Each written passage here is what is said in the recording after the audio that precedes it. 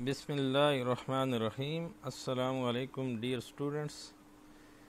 My name is Aurangzeb and I am Assistant Professor of Physics at Government Postgraduate College Attak. BSc online classes के सिलसिले का आज lecture number 34 है। आप जानते हैं कि कल के लेक्चर तक हम entropy and second law of thermodynamics वाला चैप्टर ख़त्म कर चुके थे। कल हमने आखिरी टॉपिक डिस्कस किया था। आज के लेक्चर में हम चंद एक क्वेश्चंस के शॉर्ट आंसर्स डिस्कस करेंगे relevant to entropy and second law of thermodynamics, और इंशाल्लाह नेक्स्ट लेक्चर में चंद एक प्रॉब्लम जो है उनको हम सॉल्व करेंगे। तो आज के लेक्चर का टॉपिक है short answers of questions from entropy and second law of thermodynamics. तो पहला सवाल है इस सिलसिले में, is a human being a heat engine, explain. क्या ह्यूमन बीइंग एक हीट इंजन है, एक्सप्लेन करें। तो व्हाट इज़ हीट इंजन? आप अच्छी तरह जानते हैं कि हीट इंजन एक ऐसा डिवाइस है जो हीट एनर्जी को मैकेनिकल एनर्जी में कन्वर्ट करता है। तो दो रेजरवायर के दरमियान ऑपरेट होता है। Take heat from hot reservoir, deliver some useful work and eject the remaining heat. ये इसका LTR, ये इसका वर्किंग प्रिंसिपल है। तो पहला तो ये जवाब है, yes human being is a heat engine. ये पहला हिस्सा है जवाब का, ह्यूमन बीइंग हीट इंजन है। तो जो रेस्पिरेशन प्रोसेस होता है ह्यूमन बीइंग बॉडी के अंदर, वो एक्सोथर्मिक है। एक्सोथर्मिक का मतलब है उसमें हीट खारिज होती है। तो heat is release during oxidation of food into glucose. जब फूड जो है ग्लूकोज और एनर्जी में कन्वर्ट होती है एक्सडेशन प्रोसेस के दौरान, तो उस दौरान हीट जनरेट होती है। तो ये जो जनरेटेड हीट है ये मुख्तलिफ मेटाबॉलिज्म प्रोसेस को मेंटेन करने के लिए और बॉडी टेम्परेचर मेंटेन करने के लिए ये हीट जो है वो यूज़ होती है। तो हम कह सकते हैं कि चूँकि इसमें हीट जनरेट होती है और बॉडी वर्क करता है, तो ह्यूमन बॉडी जो है वो एक हीट इंजन है। और chemical energy of the food जो कंज्यूम होती है उसको हीट में और वर्क में कन्वर्ट करता है। और जितनी हार्डर बॉडी एक्सरसाइज करेगा या वर्क करेगा, तो उतनी उसे ज़रूरत होगी ज़्यादा हीट इजेक्ट करने की। Definitely oxidation of food into glucose and energy ज़्यादा होगी, यानी आप अंदर ज़्यादा ऑक्सीजन लेंगे। इसलिए नेसेसरी है कि हमें एक्सरसाइज और फिज़िकल वर्क करना चाहिए।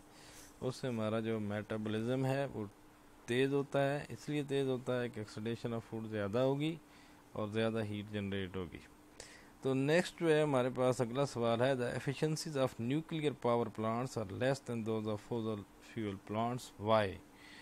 ये बताना है कि जो न्यूक्लियर पावर प्लांट्स हैं उनकी efficiency fossil fuel power plant से कम होती है। तो आप जानते हैं फॉसिल फ्यूल पावर प्लांट तो इंतहाई एक सिंपल प्रोसीजर पे ऑपरेट होने वाला पावर प्लांट है, जिन्हें हम थर्मल प्लांट कहेंगे। उसमें गैस टरबाइन शामिल नहीं है, उनका प्रोसीजर डिफरेंट होता है। ये जो थर्मल प्लांट है उनमें जस्ट एक फर्नेस होती है जिसमें फॉसिल फ्यूल को बर्न किया जाता है, और ऐसी सूरत में फिर वाटर जो हीट जनरेट होती है उससे हम वाटर को हीट एक्सचेंजर में उस हीट को यूज़ करते हैं वाटर को बॉयल करने के लिए, और वो स्टीम बनता है। तो ऐसी सूरत में वो स्टीम जो है उसकी मदद से हम टरबाइन चलाते हैं। तो the furnace itself can basically be any temperature you want.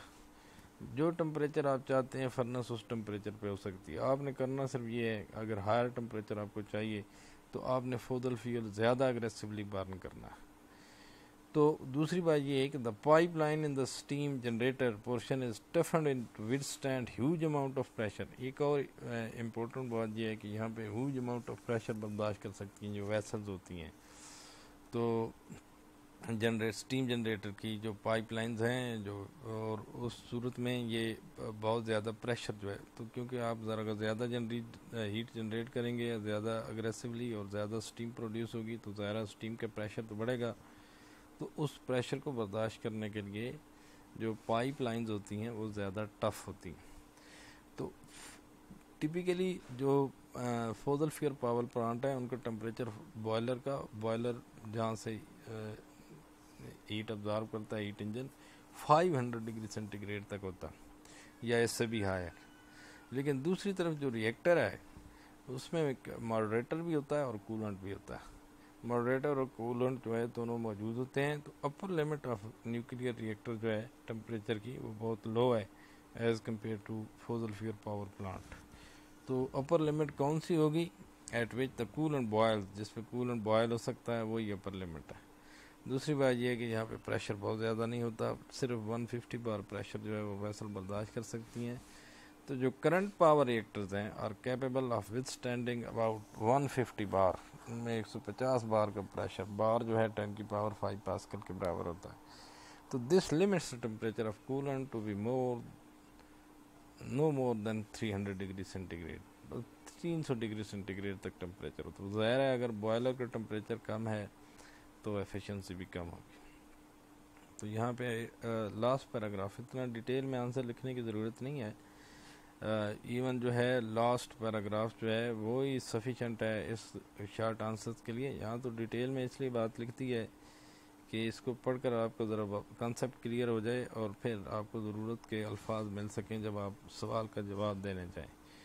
तो in short, nuclear plants have a lower thermal efficiency than fossil fuel plants simply because they are run at lower temperature and limited pressure, whereas high temperature 500 degree centigrade and higher and high pressure allow for higher thermal efficiency, thermal efficiency ज़्यादा हो जाती हैं इन fossil fuel power plant में।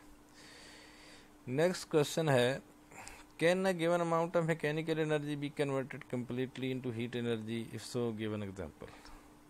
क्या ये मुमकिन है कि मैकेनिकल एनर्जी सारी की सारी हीट एनर्जी में कन्वर्ट हो जाए? Yes, the given amount of mechanical energy can be converted completely into heat energy. The compression of an ideal gas is the appropriate example.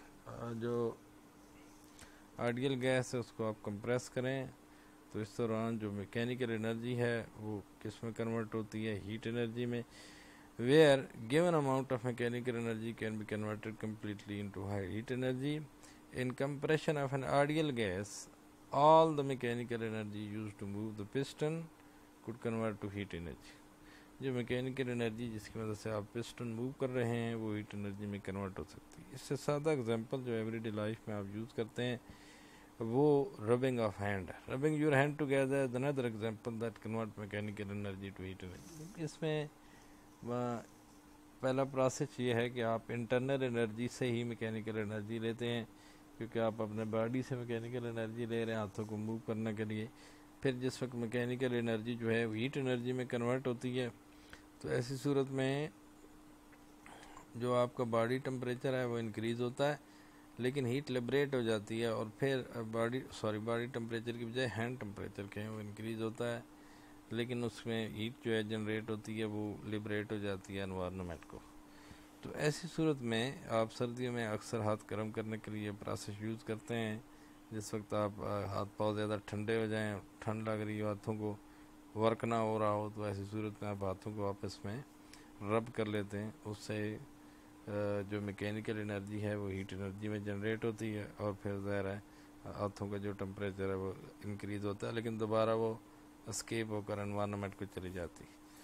तो ये सिंपल से एफएससी का क्वेश्चन है, इससे पहले भी आप पढ़ चुके हैं, नई बात नहीं है। Are there any natural process that are reversible? Next question है, क्या कोई रिवर्सिबल प्रोसेस है?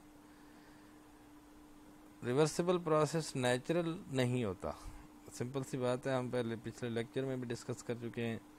रिवर्सिबल प्रोसेस कौन सा होता है? That can be retraced exactly in reverse order with no loss of energy और all the changes are reversible, सारी की सारी चेंजेस रिवर्सिबल हो। जो नेचुरल प्रोसेस हैं वो एक ही डायरेक्शन में प्रोसीड करते हैं कि जिसमें entropy of system plus environment increase करती है, तो नेट चेंज इन एंट्रोपी जो है वो पॉजिटिव होती है। जो इरिवर्सिबल प्रोसेस है that can not be retrace exactly in reverse order, तो ऐसी सूरत में जितने भी नेचुरल प्रोसेस हैं वो इरिवर्सिबल हैं। A process is said to be irreversible if after the process has been completed in the forward and reverse order the system fails to return into the initial state. System initial state पे वापस नहीं आता. It is a matter of general experience that all natural spontaneous processes are irreversible and no natural reversible process exist. Natural process जो हैं वो reversible नहीं होते. Next question, under what condition would an ideal heat engine be 100% efficient? एक ideal heat engine कौन सा होता है? Carnot engine या रिवर्सिबल इंजन? वो 100% कैसे होगा? उसके लिए मुख्तलिफ़ तरीके हैं, आप मैथमेटिकली कैलकुलेट कर दें या आप बाई वर्ड्स डिस्क्राइब कर दें। इसमें 2-3 तरीके से बात लिखी हुई है, जैसे आप चाहें वैसे कर दें। तो इसमें क्योंकि शॉर्ट आंसर्स होते हैं, तो एक लॉजिक अगर आपने पूरी दे दी तो ऐसी सूरत में भी बात कंप्लीट हो जाती है, उसको कंप्लीट एक्सेप्ट कर लिया जाता है। तो when the difference between the temperature of source and sink is very large, the heat engine efficiency will also be more. आप ये बात तो जानते हैं कि अगर हम पढ़ के आए लेक्चर्स में कि अगर हमने हीट इंजन, चाहे वो आइडियल हीट इंजन हो चाहे ऑर्डिनरी हीट इंजन हो, अगर हमने उसकी एफिशिएंसी बढ़ानी है तो हम सिंक और जो सोर्स है यानी हॉट रेजरवायर और कोल्ड रेजरवायर, इनके दरमियान जो टेम्परेचर डिफरेंस है उसको इंक्रीज़ करना है। If there is no loss of energy in any form and temperature of sink is zero, यानी साइक्लिक प्रोसेस के दौरान एनर्जी का लॉस भी ना हो, ये भी ज़रूरी है, क्योंकि आइडियल इंजन हो, कैर्नो इंजन हो, तो साइक्लिक प्रोसेस के दौरान लॉस ऑफ एनर्जी ना हो और सिंक जो है लो टेम्परेचर रिजर्वायर वो 0 केल्विन पे हो, then the heat engine will be 100% efficient. So practically it is impossible as there is always some energy is lost and the temperature of sink cannot be zero. ये मुमकिन नहीं है practically, क्योंकि ना ही temperature of sink zero हो सकता है और ना ही लॉस ऑफ एनर्जी कंट्रोल हो सकता है। दूसरी सूरत में इसको यूँ कर लें कि आप एफिशिएंसी का फार्मूला लिखें, efficiency equal to 1 - T2/T1, T1 is temperature of source and T2 is temperature of sink. ये कैर्नो इंजन या आइडियल इंजन की एफिशिएंसी, यहाँ पे जो स्टेटमेंट आया the efficiency eta of heat engine, sorry इसको करेक्ट कर लें, the efficiency eta of an ideal heat engine, यहाँ पे आइडियल का वर्ड होना चाहिए।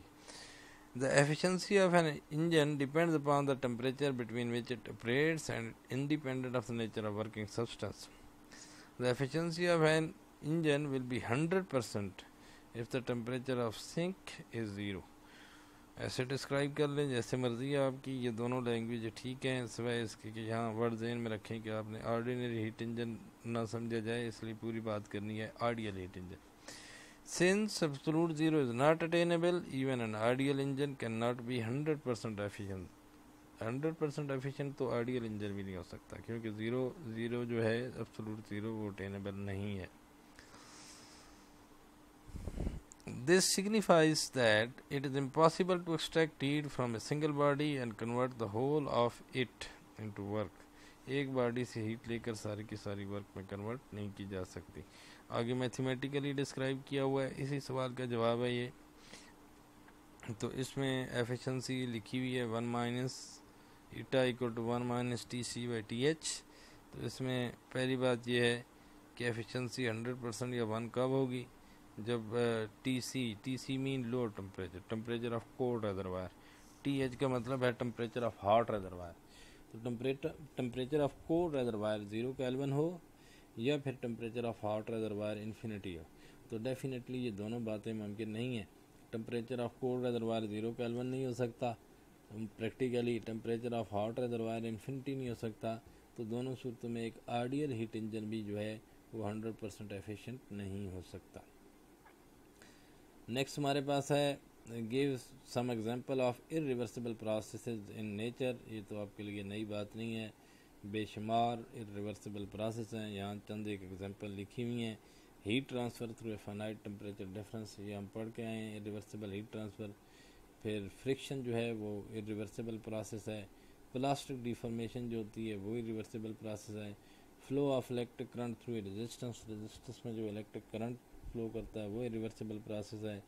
मैग्नेटाइजेशन और पोलराइजेशन विद हिस्टेरिसिस, ठीक है जी, ये भी आपने उसमें पढ़ा, इलेक्ट्रिसिटी का जो चैप्टर है, सॉरी ये नेक्स्ट आपने 4th ईयर में पढ़ना है, या आप 3rd ईयर में तो नहीं पढ़ा, लेकिन FSC में पढ़ के आए हैं।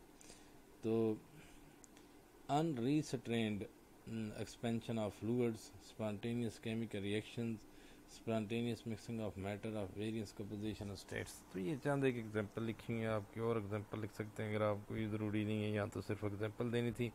What factors reduce the efficiency of heat engine from its ideal value? कौन से फैक्टर रिड्यूस करते हैं आइडियल वैल्यू से?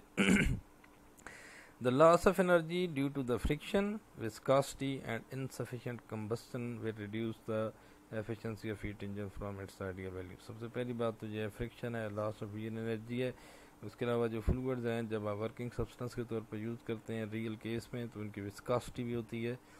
और उसके बाद जो इनसफिशिएंट कंबस्शन है, combustion will reduce the efficiency of heat engine. ये इनसफिशिएंट का मतलब सफिशिएंट ना होना, कंबस्शन का मतलब है कि जलाना, फ्यूल का जलाना। जिस वक्त कंबस्शन चैम्बर होता है जिसमें वो इग्नाइट करता है तो इग्निशन के दौरान हीट एनर्जी जनरेट होती है, तो वो अगर इनसफिशिएंट हो, ये विस्कोसिटी, फ्रिक्शन, ये सारी चीज़ें लॉस ऑफ एनर्जी प्रोड्यूस करती हैं।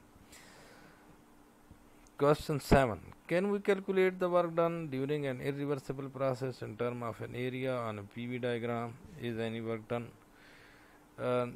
हम वर्क डन कैलकुलेट नहीं कर सकते during an irreversible process. Irreversible process के दौरान हम वर्क डन कैलकुलेट नहीं कर सकते।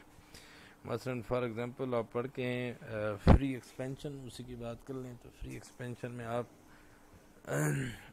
चूँकि जब पीवी प्लेन के ऊपर थोड़ा सा पहले डिस्कस कर लें कि पीवी प्लेन के ऊपर आप कैसे रिप्रेजेंट करते हैं, तो जो वर्टिकल एक्सिस होता है या ऑर्डिनेट होता है पीवी प्लेन का, वो यूजुअली प्रेशर होता है पी, और जो हॉरिजॉन्टल एक्सिस है या अब सीसा है वो यूजुअली वॉल्यूम होता है। इस तरीके से हमने पीवी प्लेन को सेट किया होता है। तो पीवी प्लेन के ऊपर हर पॉइंट जो है वो सिस्टम की स्टेट को बताता है, क्योंकि हर पॉइंट पर प्रेशर की कुछ ना कुछ वैल्यू होगी और वॉल्यूम की कुछ ना कुछ वैल्यू होगी। तो अगर आप प्रेशर और वॉल्यूम की बात जानते हैं तो रियल के नहीं, हम बात सिर्फ आइडियल की कर लेते हैं। तो आइडियल गैस के लिए पीवी इक्वल टू एनआरटी, यहाँ से आप टेम्परेचर जानते हैं। तो अगर आप टेम्परेचर जानते हैं तो डेफिनेटली आप इंटरनल एनर्जी जानते हैं। तो ऐसी सूरत में आप हर पॉइंट जो है वो एक स्टेट को बताता है, और state is describe by state variable. तो जब आप अगले पॉइंट पे जाएंगे तो स्टेट वेरिएबल की नई वैल्यूज़ होंगी। तो अगर आप इनिशियल से लेकर फाइनल तक, फाइनल स्टेट तक, इनिशियल स्टेट से फाइनल स्टेट तक दरमियान में जितने भी पॉइंट्स हैं, उन सारे पॉइंट्स के लिए अगर आप वैल्यू ऑफ वॉल्यूम और प्रेशर जानते हैं तो ऐसी सूरत में तो फिर आप उसको प्लॉट कर सकते हैं। अगर ऐसा नहीं है तो फिर आप उनको रिप्रेजेंट ही नहीं कर सकते पॉइंट्स को। और अगर आप पीवी प्लेन के ऊपर पॉइंट्स नहीं लगा सकते तो आप प्रोसेस नहीं शो कर सकते। जब आप प्रोसेस नहीं शो कर सकते तो एरिया अंडर द जो कर्व है, जो प्रोसेस है, वो नहीं कैलकुलेट किया जा सकता। तो ऐसे प्रोसेस जिन पे आपका कंट्रोल नहीं है और जो स्पॉन्टेनियसली होते हैं, इनिशियल और फाइनल स्टेट के अलावा आप नहीं उनको रिप्रेजेंट कर सकते पीवी प्लेन के ऊपर, किसी भी पॉइंट पर जस्टिफाई नहीं कर सकते कि एक्चुअल वैल्यू ऑफ वॉल्यूम और प्रेशर क्या है, उसके मुताबिक आप वो जो प्रोसेस है उसको रिप्रेजेंट नहीं कर सकते। तो फिर आप डेफिनेटली वर्क डन कैलकुलेट नहीं कर सकते। तो is any work done? Yes, work done तो होता है। Yes, there will be a work done since work is a path function. The work done in a thermodynamic process depend upon the path along which the chain take place.